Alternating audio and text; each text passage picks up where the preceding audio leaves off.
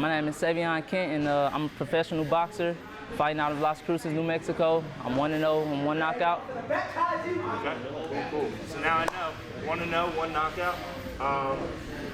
So I guess we'll kind of start on how you got into boxing.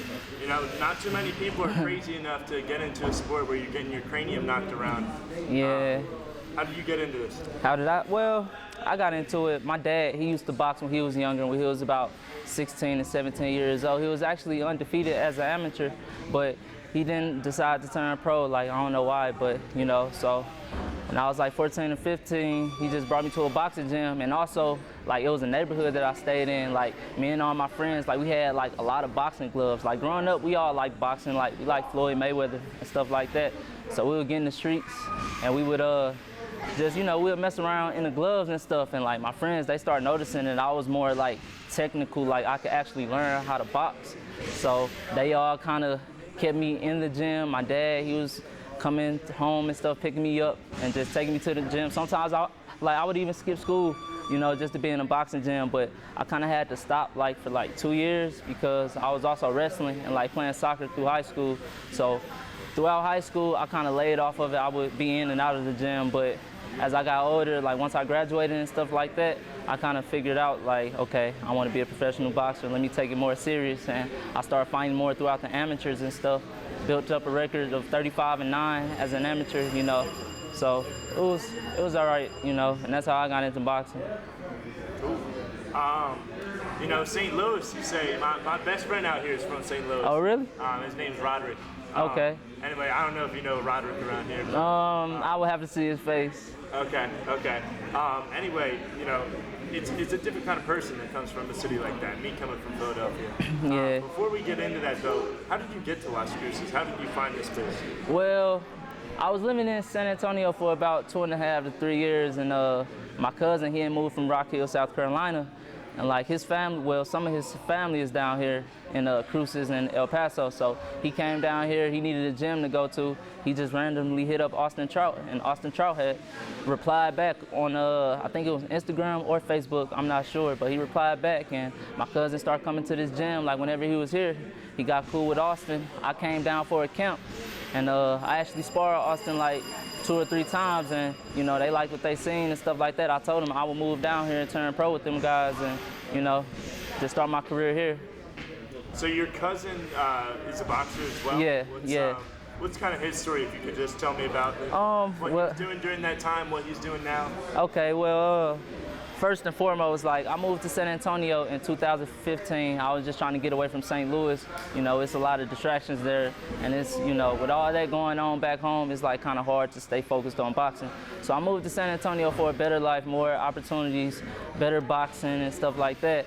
And my cousin, he ended up coming from Rock Hill, South Carolina. He moved to San Antonio, and we just linked up. And he had never boxed before, and I had experience.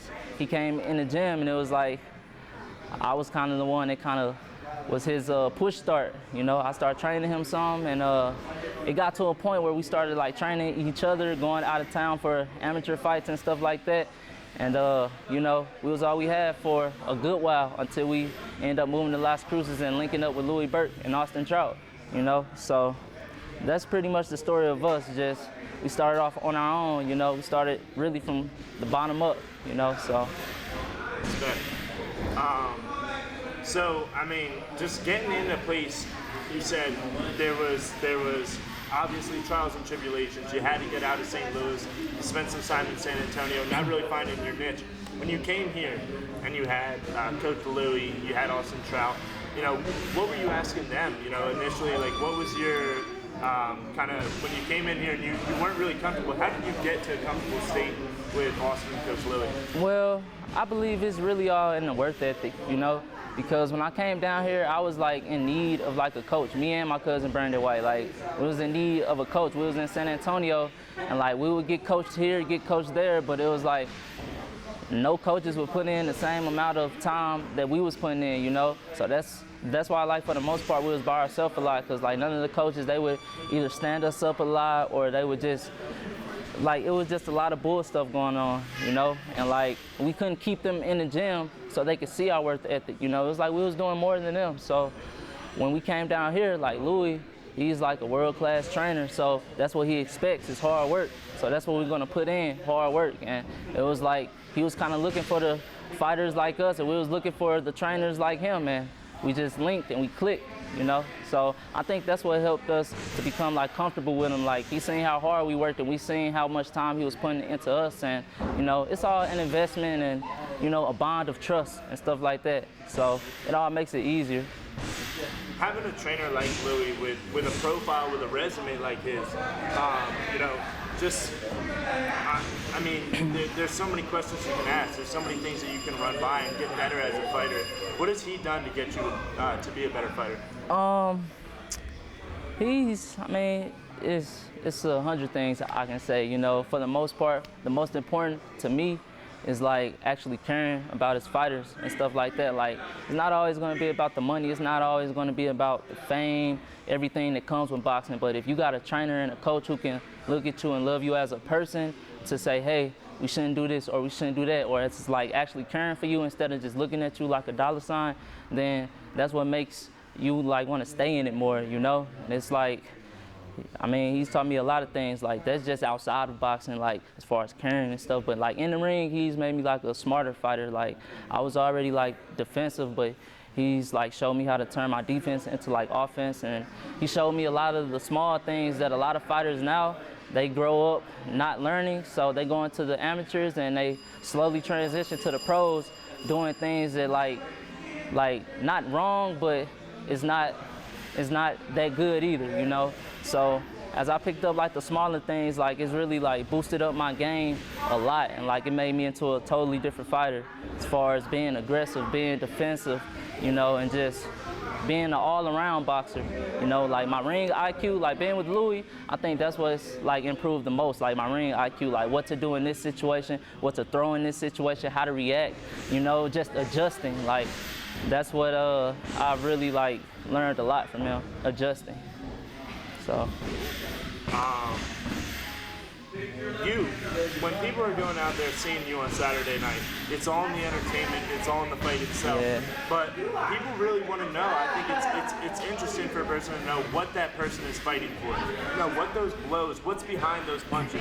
So, what's behind your punches? All right, well, I like to say my why, like the reason why I do things. And my why is really like my family and all the kids back home in St. Louis, you know, like we get like a lot of death, like from kids from 12 to 18. Like it's real special if kids make it to 18 and 19 years old back where I'm from. And you know, me, I was the oldest of 9 kids, and like we really came up kind of poor, you know, so we really wasn't as fortunate as a lot of other people, you know. But that's really why I box, man, you know, to prove something to myself, like I could come from this bad place and get out and make something of myself from a place where everybody look at like, wow, man, whoever comes from there, like they really either jail or the graveyard, bro. Like that's, you know, that's where it wires down to. And like I feel like I made it out the jungle, you know, so that's a big accomplishment for me. And like all my siblings and stuff can see that, and they can, you know, take notes from that and try to move the same way that I move. Like we don't have to be home in St. Louis or stuck or anything like that. And it's a lot of kids that look up to me too, you know, because they see where I started at. Like I was just this kid in St. Louis, you know, sometimes around the wrong crowd, not doing the right things. And like, I just like figured it all out. Like, man, like it's so much more to life, man. Like I don't have to be stuck here. I can move away and go do something with myself. And like that's the message that I'm trying to get back home, you know, to a lot of people, my brothers, sisters, cousins, all of my family really, and all of the kids is just watching me and looking up to me, like, so. So I take it you really want to take this thing far. This is the beginning. Yeah, for sure. Where do you see yourself? What's your goal? Where do you see yourself? Where do you want to get to? Well, you know, I like to think of it as taking baby steps.